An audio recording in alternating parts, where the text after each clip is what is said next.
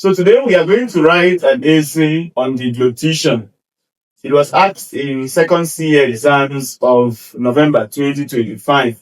Here's my outline I will use to write this essay. I will introduce, I will list the phases, I will talk about the oral, the pharynx, and esophageal phase in detail, and I will end with clinicals. Now, what is deglutition? For the introduction, the major 3 points I will say that deglutition is also called swallowing and happens to be the movement of food from the mouth to the lower esophageal sphincter. So that's a very beautiful way to introduce that. Deglutition is also called swallowing and is the movement of food from the mouth to the lower esophageal sphincter. The next thing I'll say is that it has 3 phases. It has 3 phases, and for these 3 phases, the first phase and the first phase is voluntary, while the second phase is involuntary. So when I say that, I think it's a beautiful way to introduce that is also called swallowing 1 point, and is the movement of food from the mouth to the lower esophageal sphincter. The second, the third point, there are 3 phases, and the first phase is voluntary, and the second phase is involuntary. Now, what becomes of the phases? I must list them. What are the 3 phases again? I will list oral, pharyngeal or pharynx, and esophageal. So list them at the end: the oral phase, the pharyngeal phase, and then the esophageal phase.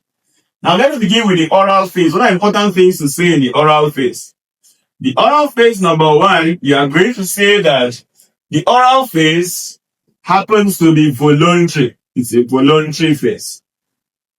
Number 2 is that it's a fast kind of phase and occurs in less than a second. It occurs in less than a second. Very fast phase it is. The third point here is that it breaks down food into bolus. Food is broken down into a bolus. And then the fourth point should be that this particular phase will roll that bolus. It rolls the bolus. And once it rolls the bolus, it is sent backwards into the pharynx. So those are the important 4 points I'm going to say if I were to write this essay. That in the oral, there are 4 points majorly. That the oral phase is voluntary. It is fast and happens in less than a second.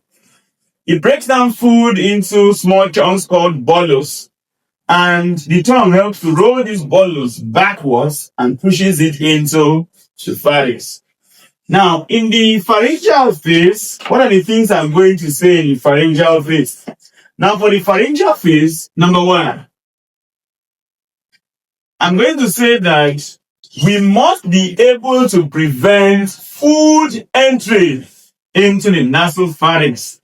We must prevent food entry into the nasopharynx. And how do we prevent that?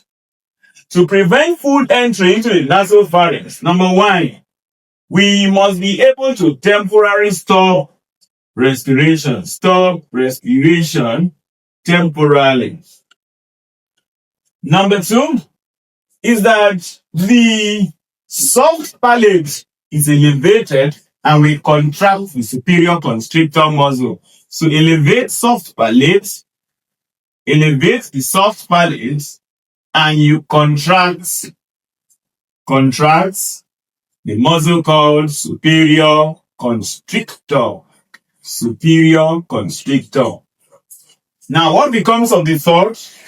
For the third point here, for the pharynx, we're going to say that the larynx is elevated. The larynx is elevated and its muscles contracted. This is to prevent food also from entering into the respiratory tract. Now, what else do you say here? You are going to say that this food is pushed. Food that is in the pharynx, food food in the pharynx. Food is pushed into the esophagus. Remember, the esophagus happens to be the continuating aspect of the pharynx. So food is pushed into the esophagus. Now, what becomes of the last point here? The last point is that once food is pushed into the esophagus, everything returns back to normal. What are the things that will happen? Respiration returns. Respiration will resume. Respiration resumes, number one. The larynx depresses. Larynx is depressed, and then there is relaxation of all those muscles again. What are the muscles we are going to relax? We are going to relax the superior constrictor, relax superior constrictor, and also relax the larynx muscles, okay? So that is what you are going to say in the pharyngeal portion or in the pharyngeal phase of the deglutition. Now the last phase, which will be the esophageal phase. Now what am I going to say in the esophageal phase? Now in the esophageal phase, number one, I'm going to say that food moves with the rate of about 2 to 6 cm per second. And it will take about 10 seconds for solids to move through into the stomach. So about 10 seconds for solids. So for solid foods. Please also add that liquids or fluids do not need these kind of peristaltic movement. They just move without peristalsis. So they do not need peristalsis. Now the next point should be listing out the different peristalsis. You will say that we have 3 different peristalsis: the primary, the secondary, and tertiary peristalsis. Now add that we see secondary and tertiary peristalsis when primary has failed. Secondary and tertiary peristalsis are seen when primary has failed. Okay? So those are important things to note. And then finally, there is going to be the relaxation of the lower esophageal sphincter to push this food into the stomach. Please end that essay by saying that lower esophageal sphincter would have opened so that food ultimately reaches the stomach. Okay? So these are the things you should note for each of them. Here about 4 points, here about 3 points, here about 5 points. Now for clinicals here, number one clinical I will talk about is the clinical. We say we're going to talk about GE aerobic. GE aerobic, we are going to talk about achalasia cardia. Achalasia cardia. Okay. Now, what happens for each of them? Let me illustrate them for you. Let's say this is the esophagus here. And then the esophagus continues as the stomach like this. You can imagine this as the esophagus and then this as the stomach. Now, there is some sphincters here, the lower esophageal sphincter. Now, in people with GERD stands for gastric esophageal reflux disease.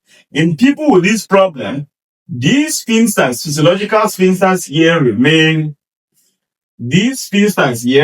open.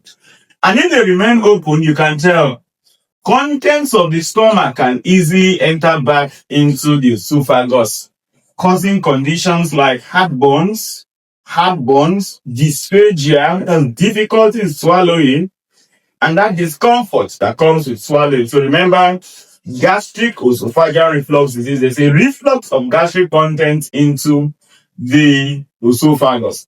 For achalasia cardia is the opposite of GERD, where there is that perpetual closure of the lower esophageal sphincter. So content in the esophagus do not enter into the stomach.